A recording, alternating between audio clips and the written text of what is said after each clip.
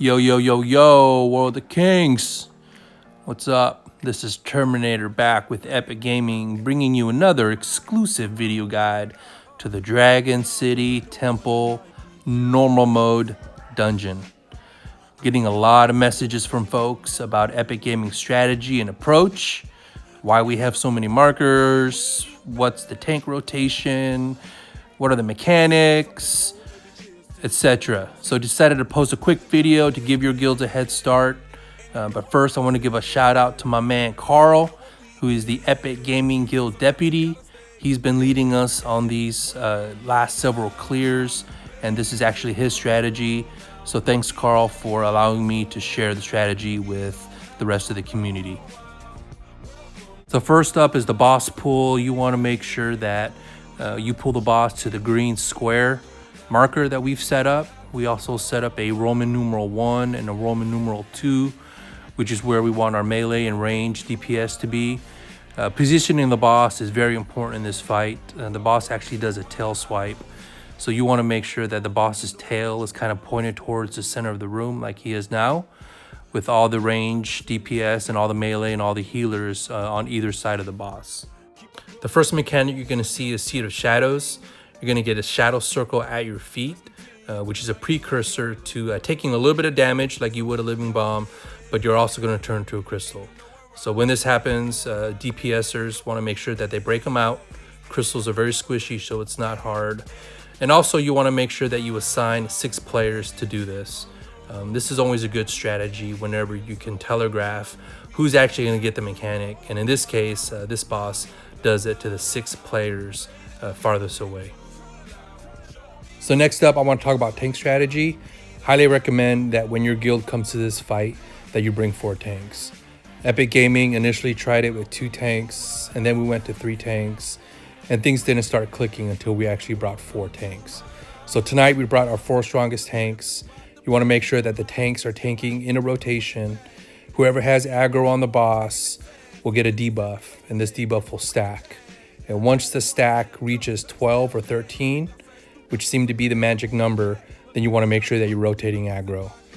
So rotating between 4 tanks at 12 to 13 stacks did the trick and allowed us to continually tank the boss where no one died.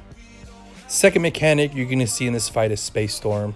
Space Storm is a unavoidable AoE that hits the entire room, where the damage incurred by a given player is a function of how far away they are from the boss.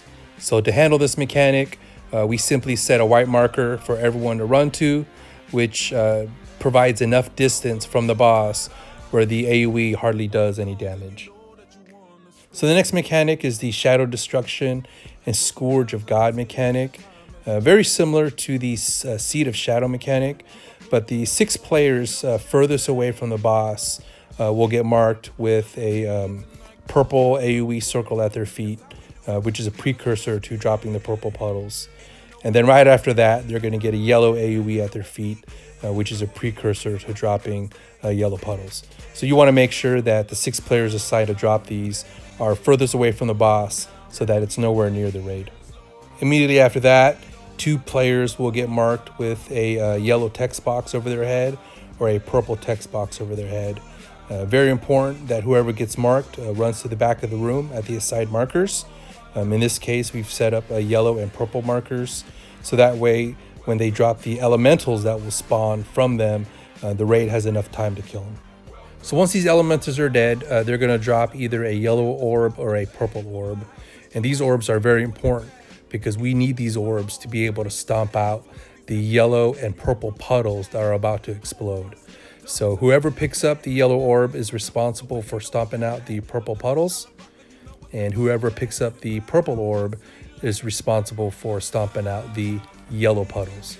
So it's the opposite color here, so you want to make sure that whoever picks up a given orb is stomping out the puddles of the opposite color.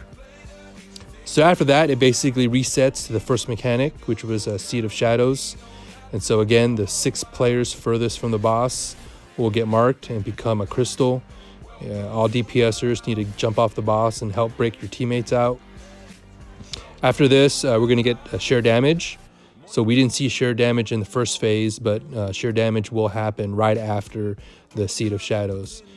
So you guys all know how to handle sheer damage. You just want to make sure that you guys all group up at the designated spot, which right now is the Roman numeral 1 and Roman numeral 2 markers, which we've assigned for our melee and range DPS to stand. Space Storm mechanic is coming up.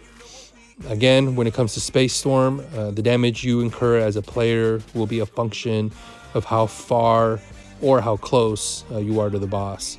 And so if you're a relatively strong player, you probably don't need to be standing that far away from the boss. But if you are a lower geared player, then you want to be as far away as you can. There's the Demon Spires that happen right after Space Storm. And so there's about 6 Demon Spires that spawn. And so you want to make sure that everyone in the raid is holding themselves accountable to ensuring that someone stands on top of these and stomps them out. After Demon Spires, we'll get the purple puddles and yellow puddles again. Again, this happens to the 6 players furthest away from the boss. And then immediately after that, 2 players will get a yellow text box or a purple text box over their head. If you get this text box, your responsibility is to head to the designated markers, which should be placed as far away from the boss as possible to give the raid the maximum amount of time to actually burn these elementals down. If these elementals reach the boss, you risk wiping half the raid. So once those elementals are down, you want to pick up the orbs. Whoever picks up the yellow orb is responsible for stomping out the purple puddles. And conversely, whoever picks up the purple orb is responsible for stomping out the yellow puddles. Now we're back to Seed of Shadows. And so good job there of breaking everyone out of crystals. We'll see the sheer damage mechanic next. And so sheer damage is heading to Roman numeral 1 and Roman numeral 2.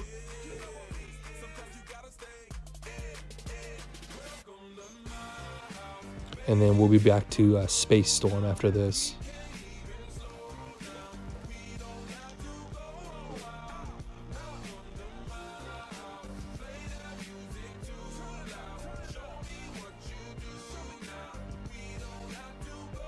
So there's the Space Storm mechanic.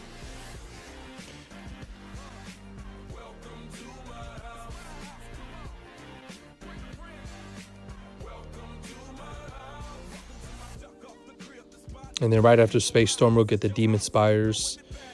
And so again, the key to this mechanic, you just want to make sure everyone is holding themselves personally accountable to ensuring that all the Demon Spires are stomped out.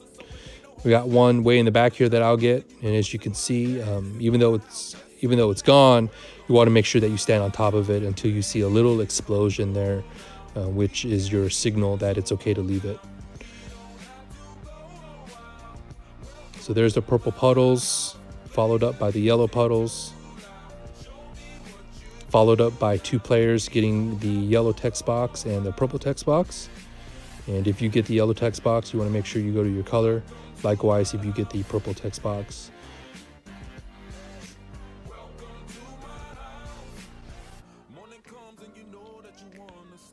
You want to burn these elementals down as fast as you can, so that way you drop the yellow orb and the purple orb. So for this raid, we had Miss Redhead in charge of the purple orb and Fi in charge of the yellow orb. And so Fi picked up the yellow orb. As you can see, he's stomping out the purple puddles. And Miss Redhead picked up the yellow orb. I'm sorry, she picked up the purple orb, and she was in charge of stomping out the yellow puddles.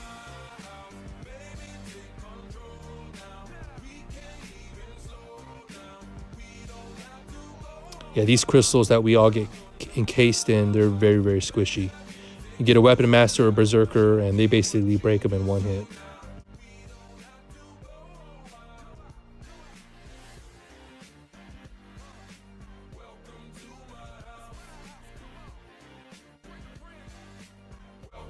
So there you have it, guys. I mean, that's basically the whole fight. Yes, there's a lot of mechanics. Yes, it may be hard at first. But once you kind of break down the mechanics into its individual components, you start to realize that it's a a straightforward fight. If you guys liked what you saw, please give me a like. If you think that there's a better way that we could go about clearing this dungeon, we'll love to see those comments down below. Other than that, if you're looking for a guild, Epic Gaming is currently recruiting.